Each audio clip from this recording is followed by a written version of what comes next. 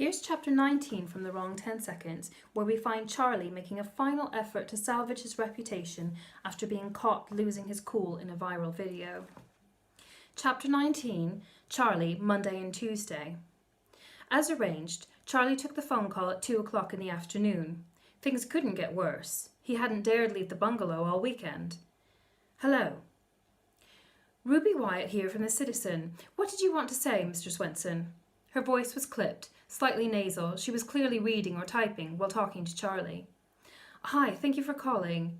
Charlie settled into a kitchen chair. The room was dim, curtains shut to fend away what little heat they could. From the lounge area, next to a standing fan, Harriet blinked at him. Charlie would be methodical, not over-emotional. This was Britain, after all, and no one cared about feelings, least of all his. Firstly, as you knew before, my wife Harriet and I ran, for over 25 years, a pub, the Transatlantic. We raised our 2 wonderful children there, and it was an integral part of the community. Was it? He sensed her holding the phone ear to neck so she could type with both hands. She could be writing about something else entirely. Yes, I'm sure many would confirm that. And leaving our business, which was also our home, has been difficult. Not because of the type of work, I'm content providing any service, but the 0 hours contract, the feeling of being a second-class citizen. He looked at Harriet again. She had not fallen back into her phone-interrupted doze. It wouldn't be fair to go on about this. Are you a British citizen, Mr. Swenson? Citizenship was too expensive, as I'm sure you can imagine for a small business owner with children. I've had my leave to remain for decades now. Charlie cracked his knuckles, stiff from scrubbing floors and polishing every surface. He'd hoped the paper would send the interviewer to the house, so he could impress them that way. He'd made shortbread, the buttery smell heavy in the warm air. Now he was out of butter, and was running out of ways to exonerate himself. My wife and I were always fiercely self-sufficient. We had to be, without the support of family. The village became like family to us instead. And you live here in the city now? We had to make some changes. My wife has been a bit poorly. Again, Charlie halted. Do you feel these things had a bearing on what you did to that puppy? Well, I must have been in a state that day for a variety of reasons. The dog seemed unhappy out there, and I remember thinking if I still had my pub, she could just come inside. You see? Go on. Ruby Wyatt seemed at last to be listening fully. So I set her free. Made her go free. Charlie laughed. It sounds ridiculous, but I felt I had to do it, even though anyone who knows me can attest it was completely atypical. Apart from your co-workers. He swallowed. Did you speak to more than one? The young man who approached us felt there was a consensus. Charlie laughed again. The whole story that had him locked inside turned him out to be predicated on one person's opinion, a young man indeed, probably seeking attention and even remuneration. The rest of this angry mob commenting on things they didn't know, Charlie. I would have thought you'd want to verify that for yourself, Miss Wyatt, as a journalist. I'll bear that in mind. Is there anything else? I don't think so. I'm sure it goes without saying how sorry I am that my momentary carelessness hurt people. Right then. We'll post the article on the website by midday tomorrow.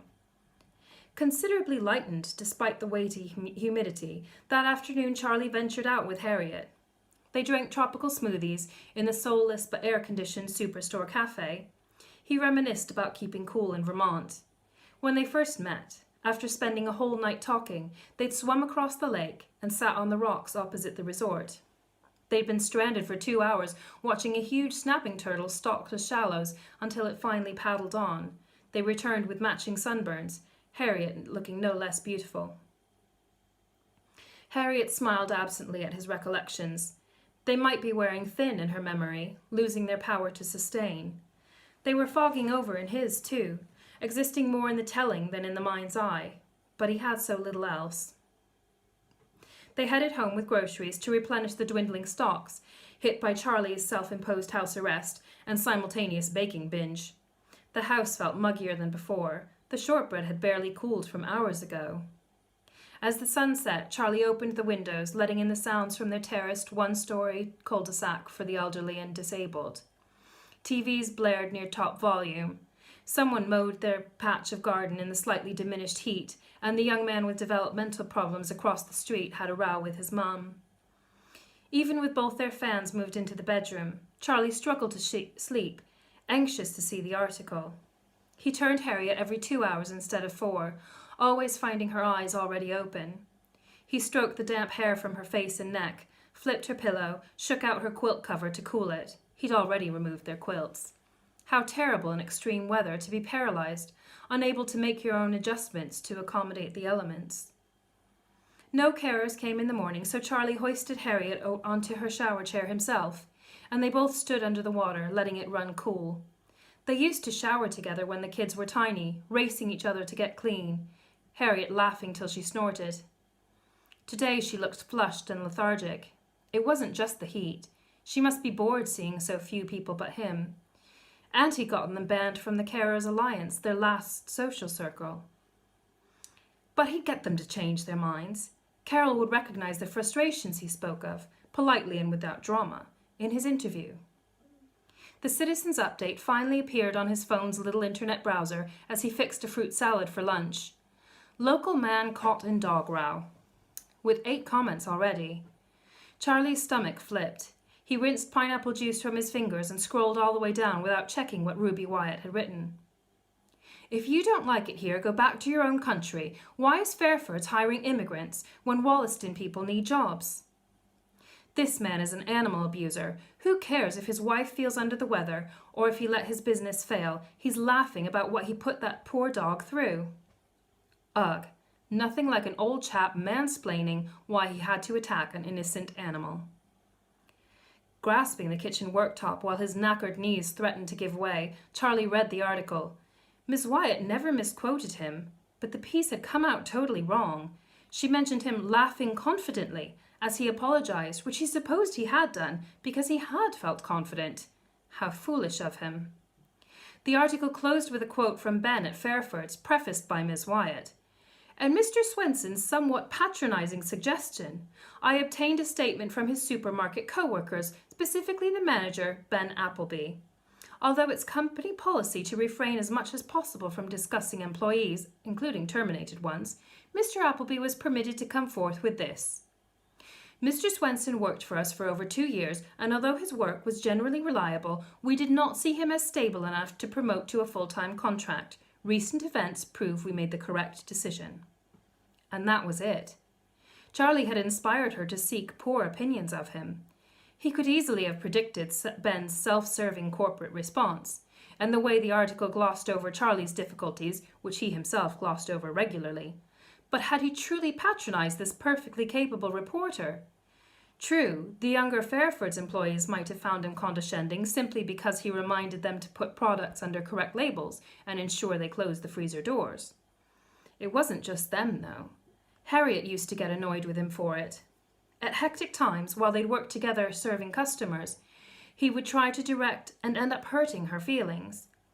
When he felt hard-pressed, it exacerbated his sense of abused righteousness, to the detriment of everyone else's. Judging by what he'd seen of his father and older brother, of Ben and others he'd worked with, a common misdemeanor among men. And he would pay for it now. The comments poured in, and the article's shares surged. Much of the feedback treaded the same line. Britons were tired of foreigners like Charlie. Women were tired of men like him. Everyone was tired of thoughtless thugs like him. He switched off the phone to stop himself staring at the complete wreck he'd made of his life and Harriet's. Dear God, the Carers Alliance wouldn't take them back now.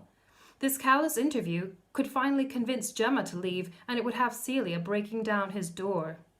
Charlie swept the unprepared fruit back into the fridge and brought what he'd made to feed Harriet.